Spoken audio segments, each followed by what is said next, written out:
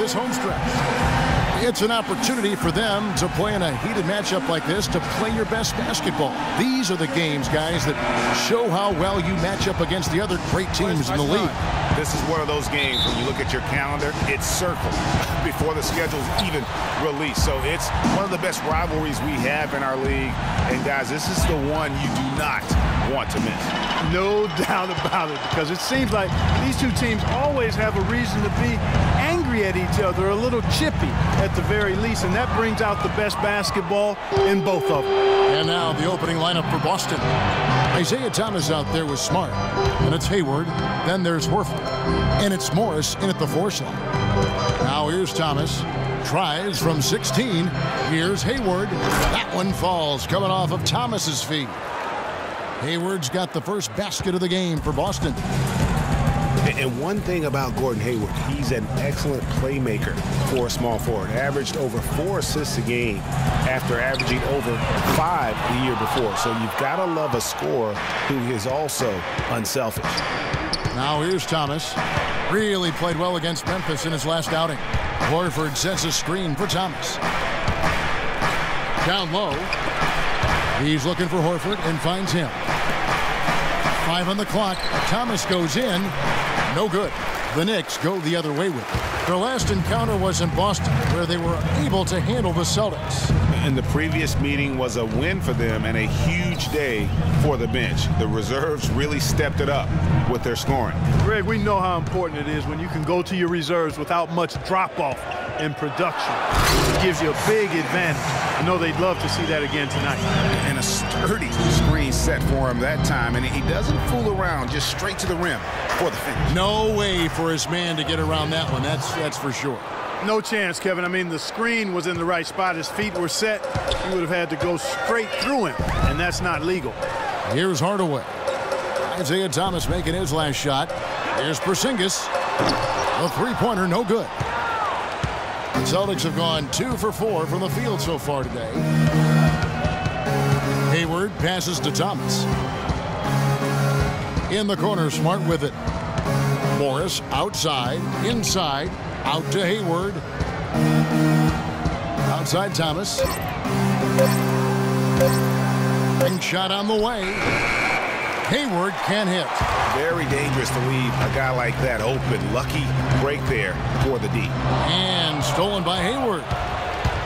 Always going up for the alley-oop here. And so it looks like the Celtics will retain possession here. Risky pass in a situation like that. Very lucky that wasn't a steal. Fortunate to get it through. I thought he was headed the other way with that one. And here in the first, approaching 3 minutes played. Pass to Thomas. Beasley against Hayward. Shot clock at 5. Can't connect from short range. The Knicks have gone 1 of 3 from the field to start this one so far. Beasley, the pass to D. Hardaway for 3. The rebound by the Celtics. Want to keep rolling here following the win against Memphis. They just looked stable pretty much from the get-go, guys. I mean, sometimes you'll see some inconsistencies come up in a road game that you don't see at home, but not the case in that one. Tremendous balance on display, Greg. I mean, when you look at who was carrying the scoring load, making assists, playing unselfishly, I mean, they had it all working, and that led to the nice road win. And so it's New York with it after the basket by Boston. Here's Porzingis, covered by Morris. Porzingis can't hit. And they're 1 of 5 to start this game. Just really haven't gotten into a flow offensively. No doubt that is within his range. Well, I would hope so. He's a pro, and it was only a 1-footer. Come on now. Now here's Beasley. They look to him for part of their offensive attack. Right now he averages nearly 12 points a game. Boom, he jams it straight down. Elevates and powers in the one-hand. Textbook. Yeah, and I'm glad, guys, he doesn't go overboard on that one and get a little too fancy.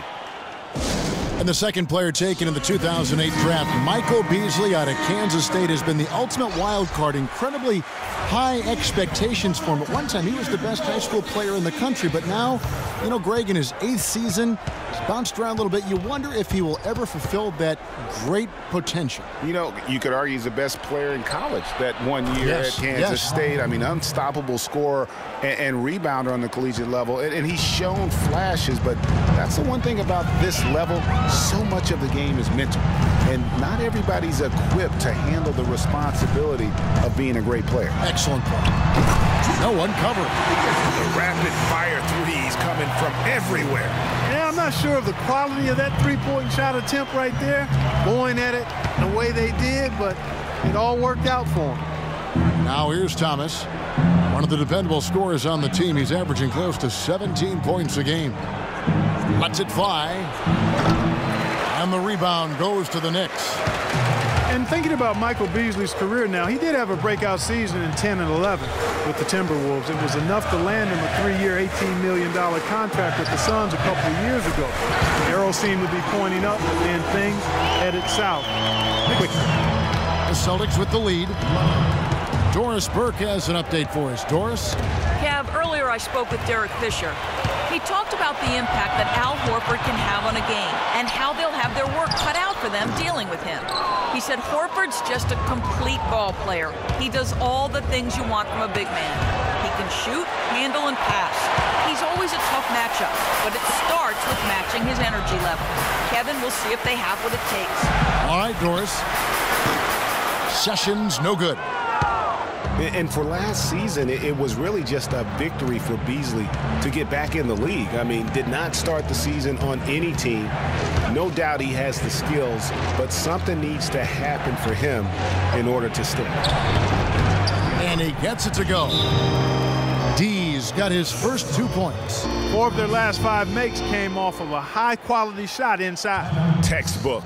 Really, when you look at how they're playing, they are very much the same guy now as he was entering the league. A 3-and-D prototype who will most likely never be a plus playmaker.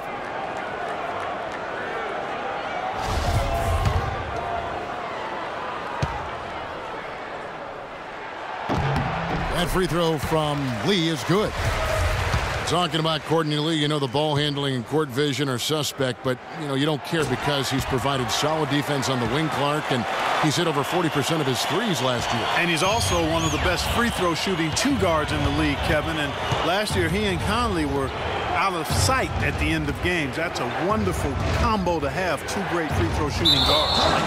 And there's the foul on Jay Crowder. That's his first foul. Oh, great defense there. Anticipated the play and got there first. And not afraid to put his body on the line either, Greg. He took a shot for the team in that situation. The Celtics making a switch here. Brown's checked in. The Celtics shooting around 46% at this point. Larkin, the pass to D. 56 seconds left in the first quarter of the game. Green kicks to Larkin. Pass to Brown. Nice ball movement by Boston. Here's D. And off the front iron, and in it goes. There's 42 seconds left in the first quarter of the game. To the inside, and he takes the fantastic lead pass up strong for the slam. He gives that rim a good tug on the way down. That's how you drive your point home. I tell you what, he's lucky on that one that he got away with maybe not picking up a tee. Now here's Brown. Here's D. They set the pick. No good on the shot. A bit long that time. The Knicks shooting around 46% at this point. Now here's Sessions. Tight defense on him. He feeds it to O'Quinn. 1 second left. Can't get it to go. It's a tie game in New York. And back with the start of the second quarter in just a moment.